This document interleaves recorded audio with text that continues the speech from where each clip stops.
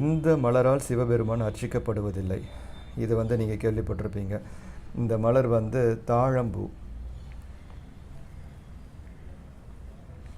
இதற்கும் ஒரு கதை இருக்குது, கேள்விப்பட்டிருப்பீங்க. பார்த்தீங்கன்னா விஷ்ணு பகவானுக்கும் பிரம்மா அவர்களுக்கும் வந்து ஒரு போட்டி நடந்தது. சிவபெருமானோட அடிமுடி யார் வந்து முதல்ல காண்றாங்க அப்படின்ட்டு.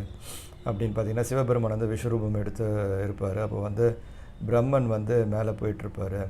அப்போ வந்து விஷ்ணு பகவான் வந்து அடியை காண்பதற்காக கீழே சென்று கொண்டு இருப்பார். அப்போ வந்து பார்த்திங்கன்னா தாழம்பூ வந்து சிவபெருமான் மேலே தலையிலேருந்து கீழே விடும். ஸோ அவர் பிரம்மன் வந்து சொல்வார், நான் வந்து அவருடைய முடியை பார்த்துட்டேன் அப்படின்ட்டு நீ வந்து பொய் சொல்லு அப்படின்னு கேட்பார்.